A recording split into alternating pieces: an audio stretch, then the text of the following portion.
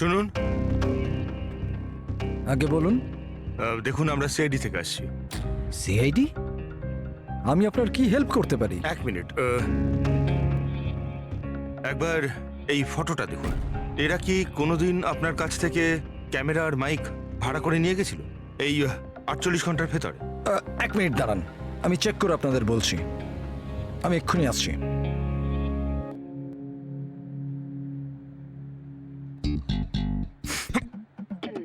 কি হয়েছে? আরে ধরিস না, খারাপ হয়ে যাবে। কিচ্ছু হবে না। আরে ওগুলো তো দেওয়ালে এমনিই টাঙানো রয়েছে। কি ফ্রেডি স্যার? আগে হ্যাঁ, এ করণ আর পামেলা এরা 48 ঘন্টা আগে আমাদের এখান থেকেই মাইক আর ক্যামেরা ভাড়া করেছিল।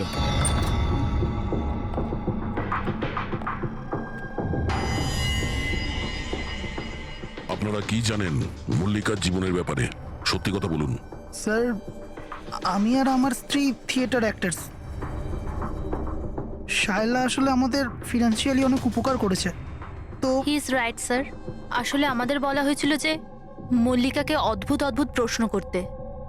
আমরা তো শুধু ওটাই করেছি। বিশ্বাস করুন, আমরা এটা ছাড়া আর কিচ্ছু জানি না। প্লিজ আমাদের ওপর বিশ্বাস করুন। হেই, শায়লা এরকম কেন করবে? এমন কিছু তো আছে মল্লিকার গত জীবনের ব্যাপারে যা ওই মেয়েটা জানে আর আমাদের কাছে লুকোচ্ছে।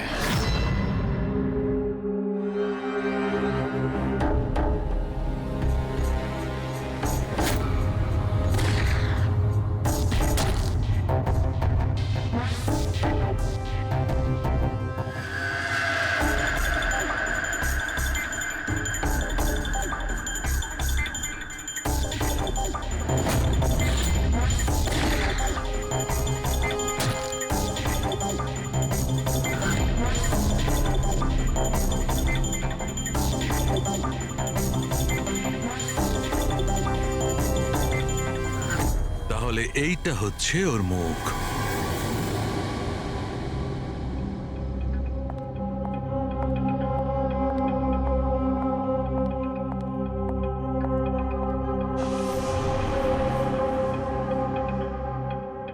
আপনারা এখানে? দাদা বৌদি তো নেই বাড়িতে, ওরা হসপিটালে গেছে চেক আপের জন্য। হ্যাঁ, সেটা আমরা জানি। ওনাদের সাথে নয়, আমরা তোমার সাথে কথা বলতে চাই। আমার সাথে? একে চেনো? না স্যার। আর এদের চেনো? না স্যার। আরে এরা তোমার থিয়েটারের বন্ধু। তুমি তো এটা বলনি যে তুমি অ্যাক্টরদের কাজও দাও।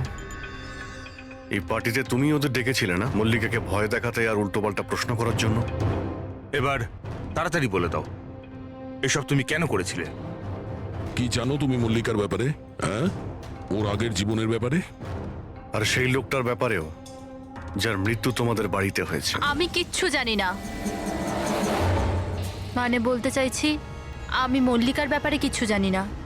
আমি তো শুধু অতটুকুই জানি যতটা আমাকে ওই লোকটা বলেছিল, যার মুখটা পোড়া। তুমি ওই লোকটাকে চেনো? হ্যাঁ স্যার, যেদিন ওই লোকটা মল্লিকাকে হুমকি দিয়েছিল আমি ওখানেই ছিলাম। আর যখন দাদা মল্লিকাকে সামলাচ্ছিল তখন আমি ওই লোকটার পেছনে গেছিলাম। শোনো, কি হলো? কে তুমি? আর তুমি মল্লিকাকে কি বলছিলে? কি করে জানো তুমি ওকে? এটা আপনি আমায় কেন জিজ্ঞেস করছেন? ওনাকে জিজ্ঞেস করুন, যে মল্লিকা সেজে ঘুরে বেড়াচ্ছে ওনাকে জিজ্ঞেস করুন। দিয়াকে উনি বলবেন যে 1 বছর আগে কি হয়েছিল বোটে। হ্যাঁ, এই দেখুন, এই সব কিছু ওর পরিণাম। হ্যাঁ, আমাকে জিজ্ঞেস করছে কে মল্লিকা। আমার মল্লিকাকে নিয়ে কোনো চিন্তা নেই, কিন্তু আমি শুধু আমার দাদাকে নিয়ে চিন্তিত। আর আমি চাই না ওই পাগল মেয়েটার জন্য আমার দাদাকে হারিয়ে ফেলি। স্যার, এর থেকে বেশি আমি কিচ্ছু জানি না, সত্যি বলছি। স্যার, তার মানে এটা তো ডেড এন্ড। ঠিক আছে, আপনি যান। এখন তো একটাই রাস্তা আছে।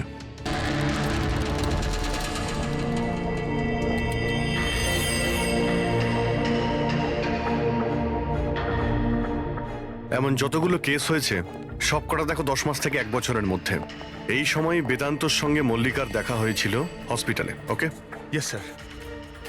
একবার যদি বোটে ব্লাস্টের ব্যাপারটা পরিষ্কার হয়ে যায় তাহলেই তদন্ত এগোনো যাবে।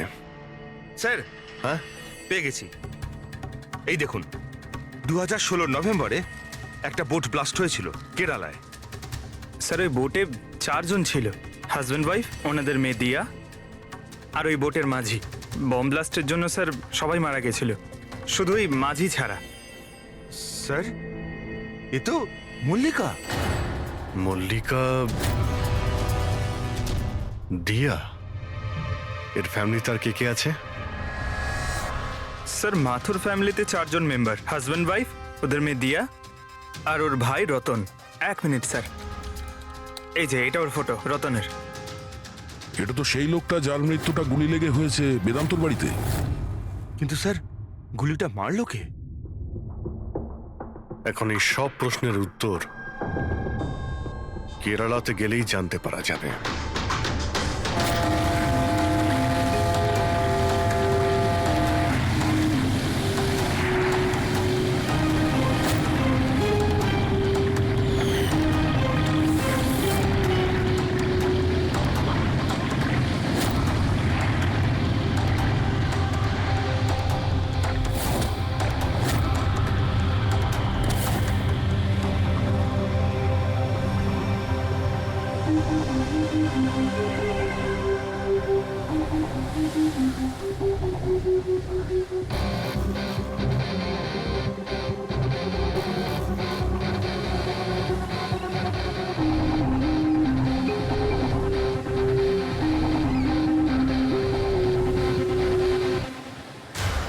এই জালটাকে ভালো করে ধুতে হবে, সুব্রমণিয়াম, ভালো করে দড়ি দিয়ে বাঁধো। আগে আপনি সুব্রমণিয়াম? হ্যাঁ, সিআইডি, মুম্বাই। 1 বছর আগে ডিসেম্বর 2016-তে আপনার বোটে ব্লাস্ট হয়েছিল, সেই ব্যাপারে জানতে এসেছি। তাতে একজন পুরুষ আর একজন মহিলা মারা গেছিল, আর ওর মেয়েটা হারিয়ে যায়। আপনার বোটের মাঝিও তো ছিল ওতে। মাঝি? হ্যাঁ, আপনার বোটের মাঝি তো ওই বোটেই ছিল। হ্যাঁ স্যার, মাঝিও ছিল। প্রচুর লোকসান হয়ে গিয়েছিল আমার। 3 জন লোকের ফ্যামিলি এসেছিল, ভাড়া নিয়েছিল আমার নৌকোটাকে। ওদের ওই আইল্যান্ডে যাওয়ার কথা ছিল, নিজের বাংলোতে। স্যার, হঠাৎ ব্লাস্ট হয়ে গেল, সব শেষ। আমার নৌকোটাও, আমার মাঝিটাও, ও বেচারাও খুব কষ্ট পেয়েছিল। অর্ধেক মুখ জ্বলে গিয়েছিল ওর। আচ্ছা, এই কান্তকে এখন কোথায় পাওয়া যাবে? এখন বলতে পারবো না স্যার, আমি জানি না ও কোথায় থাকে এখন।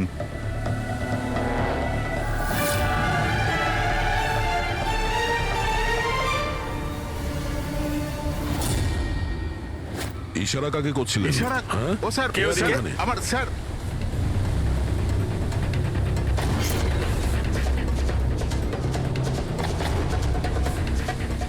এই, এই, এই, দাঁড়া।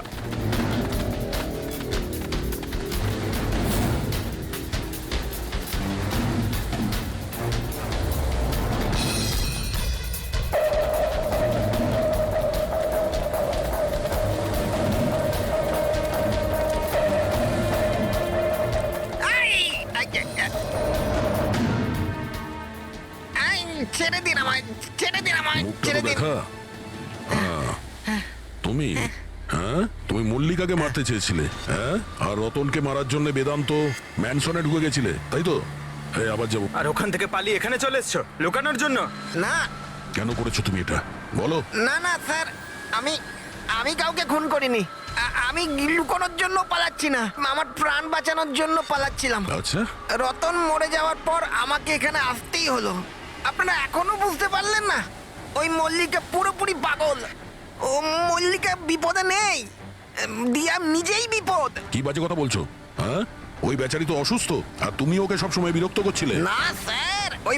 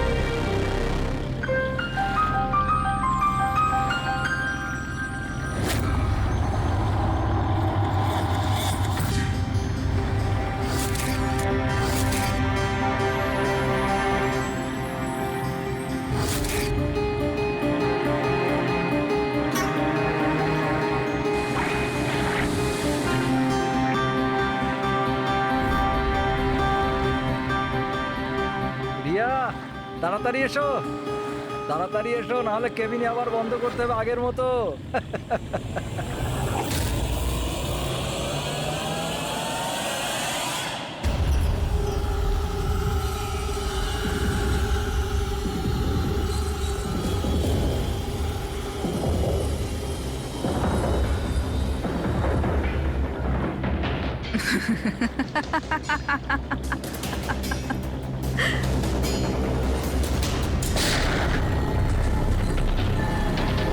এটা আপনি কি করলেন? নিজের বাবা মাকে মেরে ফেললেন। দিয়া ম্যাডাম, এটা আপনি কি করলেন?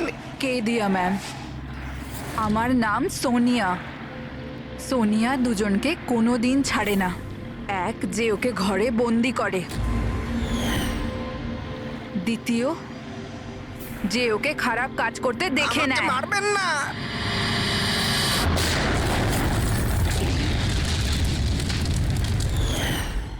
আমি তো বেঁচে গেলাম, কিন্তু বোটটা জ্বলে যাওয়ায় আমার মুখটাই জ্বলে গেল। তারপর আমি রতনের সাথে দেখা করতে যাই, যে এই বোটের বুকিং করেছিল। ও বলল কাউকে এটা বলতে না, যে একটা বড় দুর্ঘটনায় ওদের পুরো ফ্যামিলিটাই শেষ হয়ে গেছে। খুব বড় লোক ওরা, অনেক বদনাম হবে ওদের, এই জন্য বলিনি আমি। কিন্তু এটা কার জন্য হলো?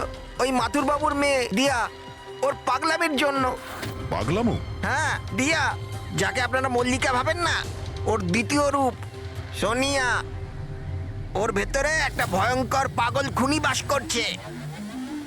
স্যার তার মানে স্প্লিট পার্সোনালিটি? যদি এ সত্যি কথাই বলে, তাহলে তো আমাদের আগে এটা জানতে হবে যে দিয়ার ভেতরে সোনিয়া ও রতনের খুন করেছে কিনা। আর যদি করে থাকে, তাহলে দিয়ার ভেতরে সোনিয়াকে যে কোনোভাবেই জাগাতে হবে।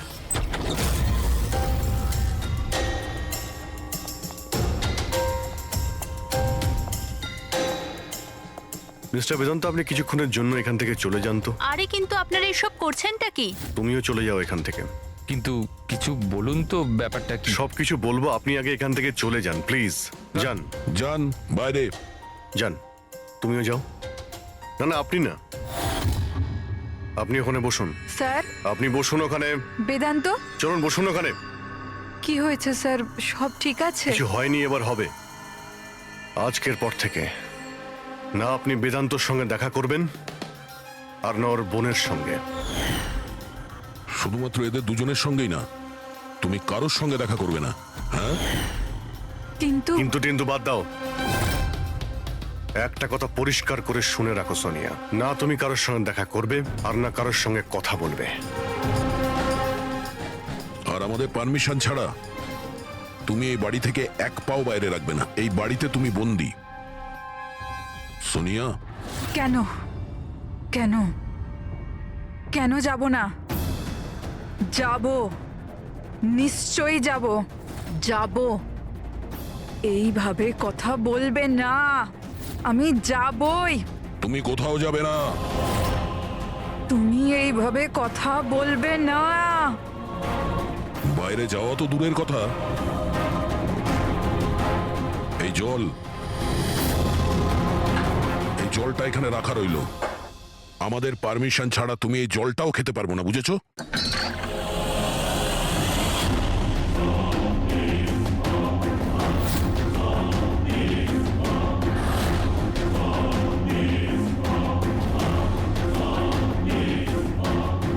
তুই আটকাবি আমাকে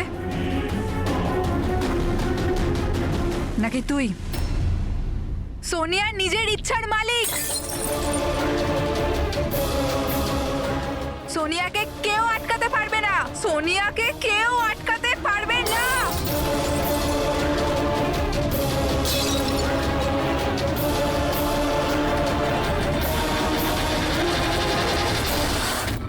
কাউকে ছাড়বো না, কাউকে ছাড়বো না আমি। ছাড়ো, ছাড়ো, ছাড়ো। এদিকে চুপ করে, চুপ করে বসো। না, না, কিচ্ছু করতে পারবে না তোমরা, কিচ্ছু করতে পারবে না। সোনিয়া থাকতে দিয়ার কেউ কিচ্ছু করতে পারবে না, কিচ্ছু করতে পারবে না।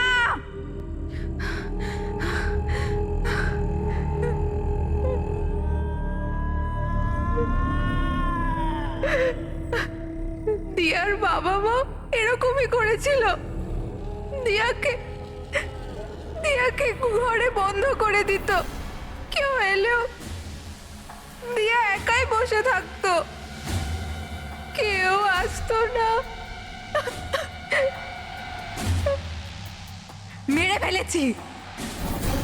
মেরে ফেলেছি আমি দিয়ার বাবা মাকে। তোমাদেরও মেরে দেব, তোমাদের সবাইকে মেরে দেব। কে তুমি? তোমার আসল পরিচয় কি?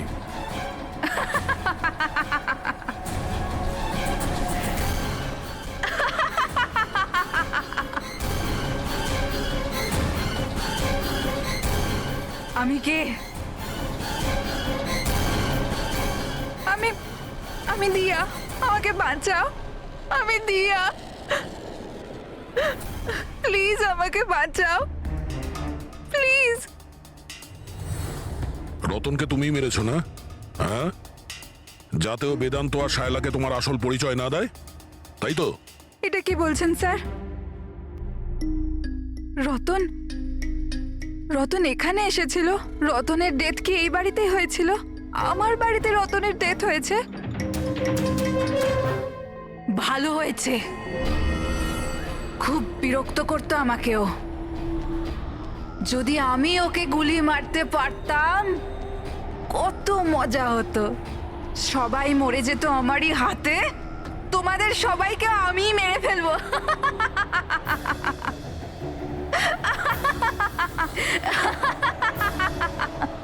খোলো আমাকে, আমি বলে দিচ্ছি, আমাকে খুলে দাও, না হলে তোমাদের সবাইকে মেরে ফেলবো।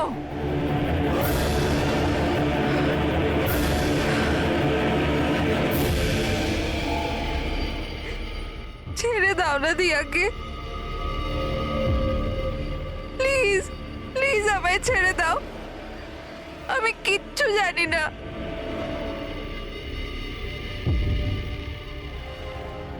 বেদান্ত, বেদান্ত, বেদান্ত, তুমি কোথায় গেলে? বেদান্ত কোথায়? প্লিজ আমাকে এখান থেকে নিয়ে যাও। খুলে দাও, খুলে দাও আমাকে।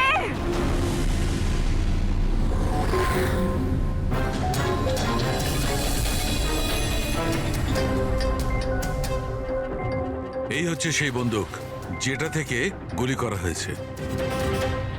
এবার অভিজিৎ, তুমি এক কাজ করো, এই বন্দুকটা নাও, আর ওই সেকেন্ড ফ্লোরে যে উইন্ডোটা আছে ওখানে গিয়ে একে গুলি করো। ওখান থেকে? Come on go. আরে স্যার, এটা 9mm বন্দুক। যদি আমি জানালা থেকে দাঁড়িয়েও এই ডামিকে গুলি করি তাহলে গুলিটা ডামি পর্যন্ত পৌঁছানোর আগেই নিচে পড়ে যাবে। রেঞ্জ খুবই কম হয়, এর গুলি লাগবেই না। আচ্ছা, ওর গুলিটা লাগবেই না। ওকে, এর গুলিটা যদি ওখান থেকে না লাগে তাহলে দয়া তুমি এক কাজ করো, তুমি এখান থেকে 7-8 ফুট দূর থেকে একে গুলি করো। Come on.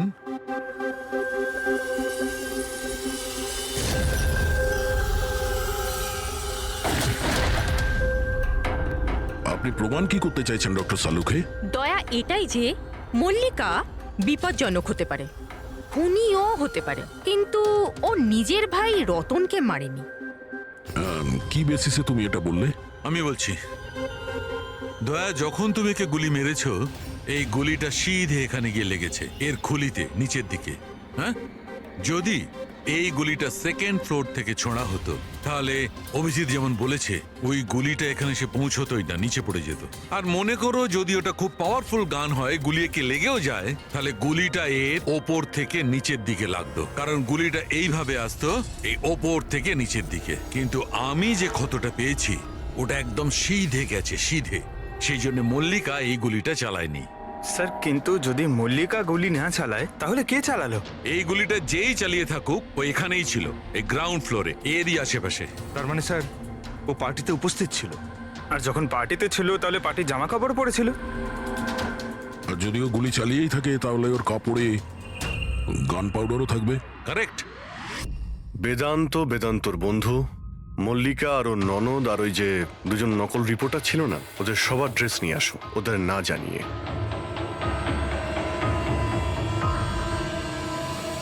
আমাদের কাছে এটা একটা অদ্ভুত কেস ছিল। শুরুতে আমরা বুঝতেই পারছিলাম না যে খুনি আসলে কে, কিন্তু কথায় আছে না, সত্য কোনোদিনও গোপন থাকে না।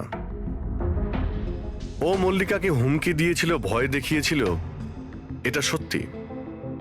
আর 1 বছর আগে মল্লিকা ওর বাবা মাকে খুন করেছিল, এটাও সত্যি। কিন্তু মল্লিকার ভাইয়ের খুন না মল্লিকা করেছে আর না নৌকো চালক করেছে।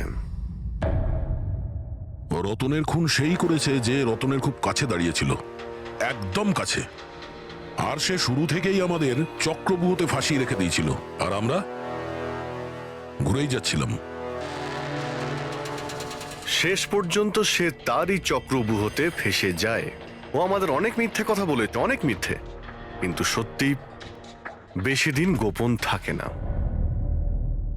বেদান্ত, তুমি আমাদের অনেক মিথ্যে বলেছ, কিন্তু তোমার এই ড্রেস সত্যিটা বলে দিয়েছে। আমরা তোমার জামার থেকে গান পাউডার পেয়েছি।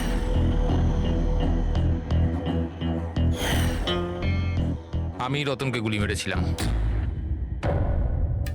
রিসেপশনের একদিন আগে ওর একটা ফোন এসেছিল, আর ও রিসেপশনের দিনও এখানে এসেছিল। আমি ওর সাথে একা দেখা করতে গেলাম, কি সব উল্টোপাল্টা কথা বলছিল। যে মল্লিকার মাথার ঠিক নেই, ওর নাকি ডিসঅ্যাসোসিয়েট ডিসঅর্ডার আছে, স্প্লিট পার্সোনালিটি, জানি না আরো কি সব বলছিল মল্লিকাই নাকি ওর মা বাবাকে মেরেছে, আর ও আমাকেও নাকি মেরে দেবে। খুব রাগ হয়েছিল ওর ওপরে। যখন আমি ওর কথা না শুনে ওকে এখান থেকে বেরিয়ে যেতে বললাম, তো আমাকে ধমকি দিল যে ও নাকি পুলিশে গিয়ে সব কিছু বলে দেবে। ও তো ভয় পাচ্ছিল যাতে মল্লিকা না ওর খুন করে দেয়। তারপরে খুব অদ্ভুত কথা বলছিল যে মল্লিকা পাগল হয়ে গেছে, জোরে জোরে চিল্লাতে শুরু করে দিল। বলছিল যে মল্লিকাকে ঘরের ভেতর আটকে রাখো, না হলে সবাইকে মেরে দেবে। আমি ওর কথা শুনলাম না, আর ওকে বললাম যে ও যেন ওখানেই দাঁড়ায়।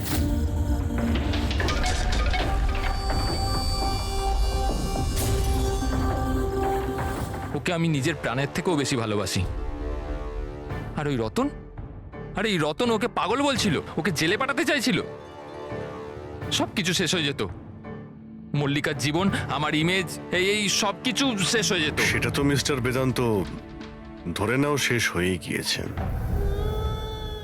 আর তুমি এটা কি করে ভাবলে যে তুমি কারো খুন করে দেবে আর তোমার জীবন আর ইমেজ ঠিক থাকবে?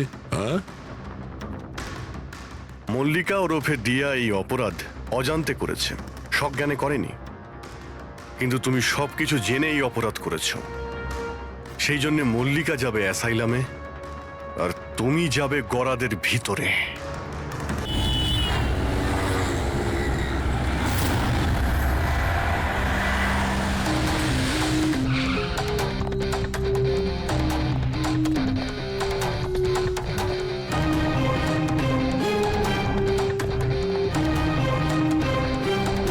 মল্লিকা কেমন আছে? ও ঠিক আছে তো? দেখুন প্লিজ, ওর খেয়াল রাখুন। আমি এক্ষুনি হসপিটাল পৌঁছচ্ছি। হ্যাঁ, এক্ষুনি, কিছুক্ষণের মধ্যেই আসছি।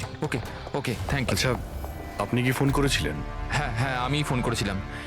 এই ভদ্রলোক এখানে, জানি না কেউ এই বেচারাকে। আপনি এনাকে চেনেন? না স্যার, আমি তো ওকে চিনি না। কিন্তু দেখুন স্যার, আপনি বলেছিলেন যতক্ষণ না আপনি আসেন আমি এখানেই থাকি, তো আমি ছিলাম।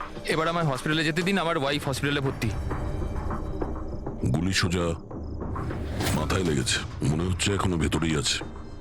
এর স্কাল্প আর নাক খুব বাজেভাবে ভেঙে গেছে।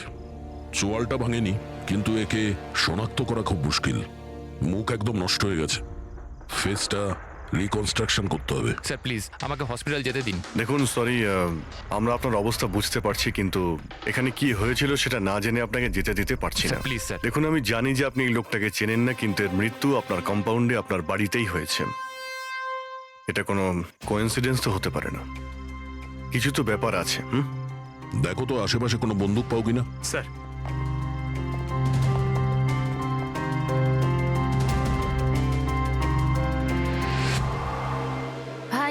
ভাই ইউ ডোন্ট ওয়ারি, আমি খবর নিয়েছি, বৌদি একদম ঠিক আছে হসপিটালে।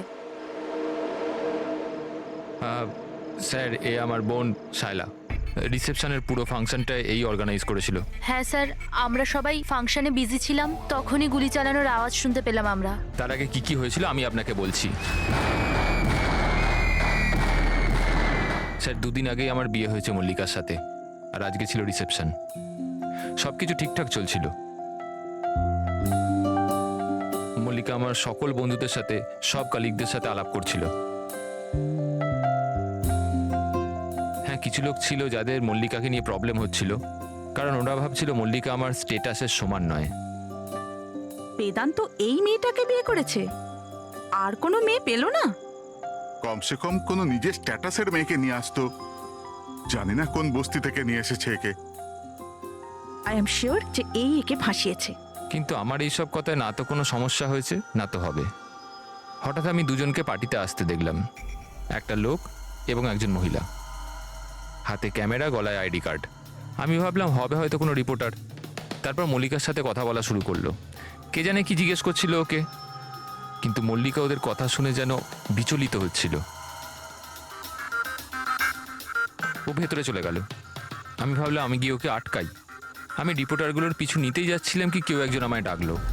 ওর কয়েক মিনিট বাদেই গুলি চলার আওয়াজটা এলো, আর আমরা সবাই ছুটে বাইরে বেরিয়ে এলাম। আপনারা পিছনে থাকুন, সরে দাঁড়ান। সরুন সরুন। আর তারপরেই আমি আপনাকে ফোন করলাম, আর মল্লিকাকে হসপিটাল নিয়ে যাওয়া হলো। আচ্ছা, ওই যে দুটো রিপোর্টার এসেছিল পার্টিতে, ওরা কি কথা বলছিল কিছু শুনেছো তোমরা? আগে না স্যার। আগে হ্যাঁ, আমি শুনেছিলাম কথা বলতে। আমি তো এখানেই দাঁড়িয়েছিলাম, আমার বন্ধুর সাথে কথা বলছিলাম।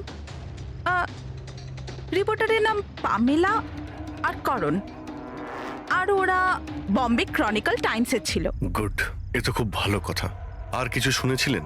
আপনার সঙ্গে কোনো কথা বলেছিল ওরা? না না, ওরা মালিকাকে জানি না কেমন অদ্ভুত অদ্ভুত প্রশ্ন করছিল। তুমি কখনো বোট ব্লাস্টের ব্যাপারে শুনেছো? তুমি নিশ্চয়ই বোটে বন্দুক সহ একজন মানুষকে দেখেছো। নো প্রবলেম, আমি নিজেই খুঁজে নেব। বেচারি মালিকা খুব ঘাবড়ে গেছিল আর ভেতরে চলে গেল। আর কিছুক্ষণ পরে গুলির আওয়াজ পাওয়া গেল। এরকম পাগল রিপোর্টার আমরা অনেক দেখেছি, আর আপনারাও খুব ভালোভাবে জানেন যে কোনো কারণ ছাড়া কোনো রিপোর্টার এরকম ফালতু প্রশ্ন করবে না। তো তোমার কি মনে হচ্ছে ওরা দুজন কোনো রিপোর্টার ছিল না? হতে পারে। ওরা যখন ভেতরে ঢুকেছিল তখন তোমরা গেটের সামনে ডিউটি করছিলে, তো ওদের দেখেছিলে তোমরা? গেটের বাইরে সিসিটিভি ক্যামেরা লাগানো আছে, নিশ্চয়ই ভেতরে আসলে দেখা যাবে। স্যার, ওদের এন্ট্রি রেজিস্টারও আছে, যদি আপনি বলেন তো নিয়ে আসবো। এতে বলার কি আছে? তাড়াতাড়ি গিয়ে নিয়ে এসো, যাও তাড়াতাড়ি। অভিজিৎ, এই লোকটার পকেটে না কোনো আইডি আছে, না কোনো মোবাইল আছে, পকেট খালি। আর দ্বিতীয় কথা হলো, এর মাথায় গুলি লেগেছে পেছন থেকে, আর ডাইরেকশন দেখে মনে হচ্ছে যে গুলি ভেতর থেকে চলেছে। সব জায়গা খুঁজে নিয়েছি স্যার, কোথাও কিচ্ছু নেই। আর স্যার, বন্দুকটাও সে বাড়িতে রেখে যায়নি। যদি বাড়িতে রেখে যেত হয়তো সবাই ভয় পেয়ে যেত। কিন্তু এরকম তো কোনো ব্যাপার নয় স্যার, আমাদের বাড়িতে তো অনেক রকম বন্দুক আছে। কি বলছেন? বাড়িতে? হ্যাঁ, কারণ দাদা তো গানসের ডিলার না। আপনি যেটা বলেননি যে আপনি বন্দুকের ডিলার? হ্যাঁ। কোথায় রাখেন আপনার এই গান? চলুন দেখান। আর হ্যাঁ, পার্টিতে আপনি যে যে গেস্টকে ইনভাইট করেছিলেন তাদের লিস্টটা আমরা চাই। হ্যাঁ, এক্সকিউজ মি। হ্যালো, কি? হ্যাঁ হ্যাঁ, আমি আমি আমি এক্ষুনি আসছি। ঠিক আছে, আমি আসছি। আমরাও যাব আপনার সাথে, আপনার ওয়াইফের সঙ্গে দেখা করতে। হতে পারে এই খুনের সঙ্গে তার অজ্ঞান হয়ে যাওয়ার কোনো না কোনো রিলেশন আছে। মল্লিকার আগের জীবনটা পুরো সাদা, একদম ফাঁকা। ইনফ্যাক্ট যে হসপিটালে আমি ট্রাস্টি, মল্লিকা ওখানকার একটা পেশেন্ট ছিল। ওর অ্যাক্সিডেন্ট হয়েছিল, আর শকের জন্য ওর সমস্ত স্মৃতিশক্তি চলে গেছিল। ও কে, কোথা থেকে এসছে, ওর সাথে কি হয়েছে, ওর কিচ্ছু মনে ছিল না। ওর তো নিজের নামটাও মনে ছিল না। মল্লিকা নামটা আমরা দিয়েছিলাম। আমি যখন ওর সাথে দেখা করলাম তো খুব বিচলিত ছিল, খুব ভয়ের মধ্যে ছিল। কিন্তু ধীরে ধীরে আমি ওকে আশ্বাস দিলাম যে সব কিছু ঠিক হয়ে যাবে। আর এইভাবে মেলামেশা করতে করতে আমার ওকে ভালো লাগতে শুরু করলো। ওর আগের জীবনটা নিয়ে আমার কোনো মাথা ব্যথা ছিল না স্যার, এই জন্য আমি ওকে বিয়ের প্রস্তাব দিলাম।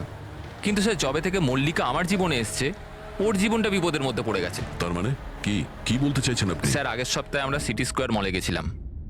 বিয়ের প্রস্তুতি একদম জোর কদমে চলছিল।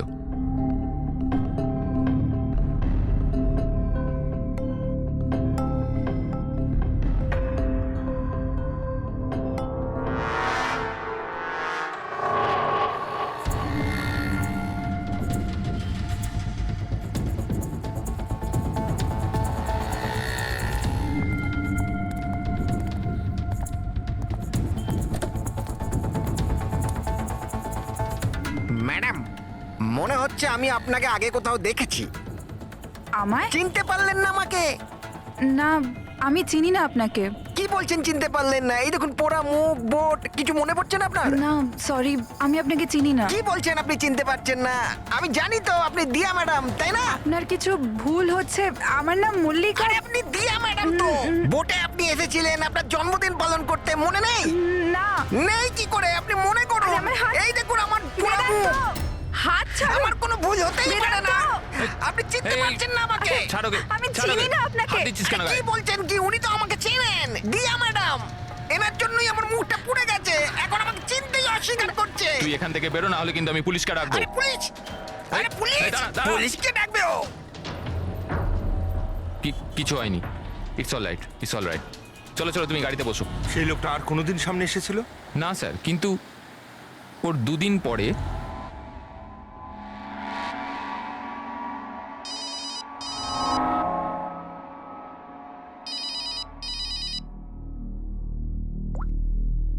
হ্যালো, কেমন আছো সোনিয়া? সোনিয়া? মনে হচ্ছে আপনার কোথাও ভুল হচ্ছে। এখানে সোনিয়া বলে কেউ থাকে না, রং নাম্বার। থাকে থাকে, আমি জানি। আমি ওর সাথেই তো কথা বলছি।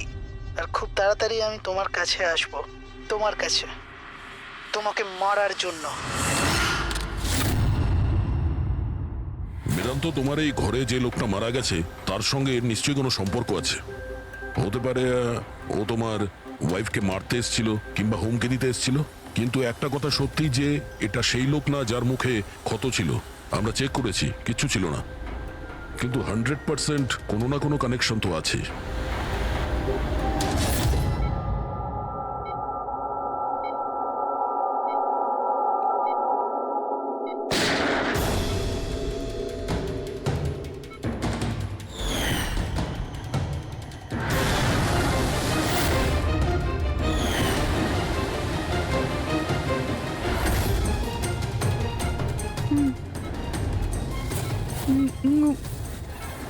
গুলি,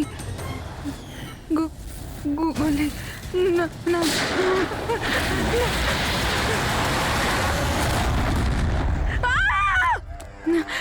না, ইঞ্জেকশন।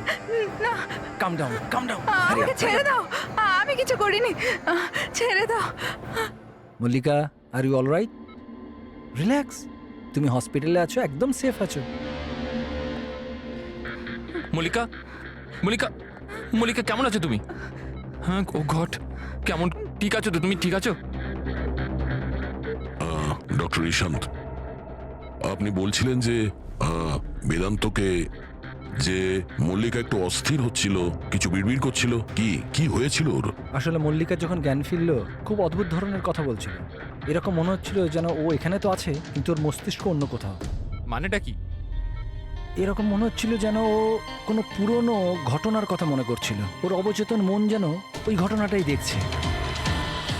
মল্লিকা, দেখো, ঘাবড়িও না, কিচ্ছু হবে না তোমার। তুমি কি দেখেছো বলো, কি শুনেছো? গুলির আওয়াজে আমার চোখ খুললো। যখন আমি চোখ খুললাম তো আমি অদ্ভুত অদ্ভুত জিনিস দেখছিলাম। একটা বোট, আর আর আর একটা লোক, ওই লোকটার হাতে একটা বন্দুক ছিল। আর বন্দুকটা আমার দিকে তাক করে, আর আর ওই ব্লাস্ট হয়ে গেল। ওই ব্লাস্ট।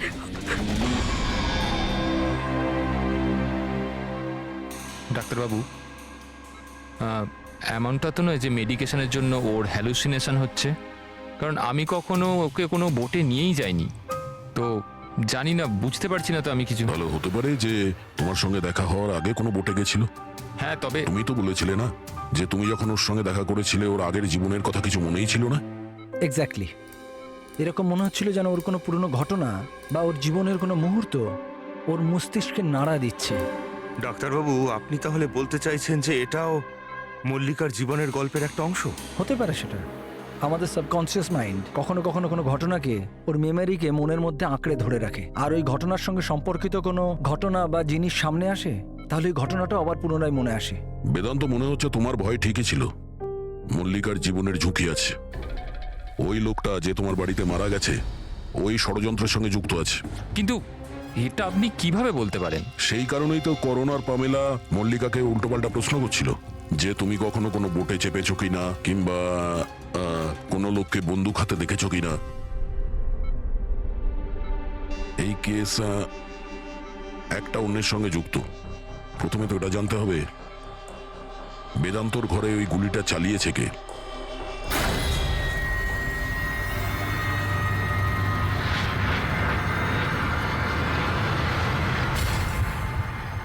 স্যার, এগুলো লিগ্যাল ডকুমেন্ট আর লাইসেন্স সব আমাদের কাছে আছে। আচ্ছা, এখানে এই রুমে কারা কারা আসতে পারে?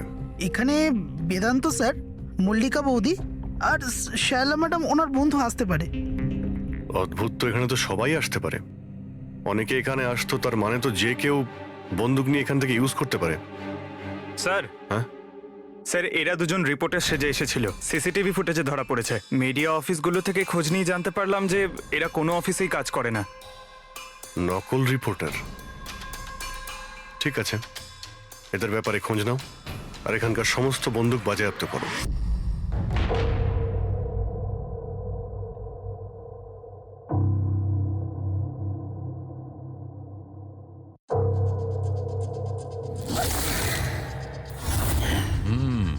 থ্যাংক গড এর চোয়ালের হাড়গুলো আর চিক বোনটা ঠিক আছে, নাহলে মুখটা তৈরি করা খুব মুশকিল হয়ে যেত।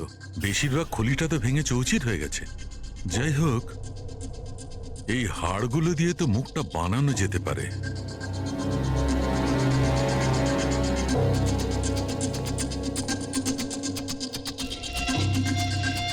এর মধ্যেই আছে সেই বন্দুকটা যেটা দিয়ে ওকে গুলি করা হয়েছে। জানতে হবে প্রথমে এর মুখটা তো আগে তৈরি করি।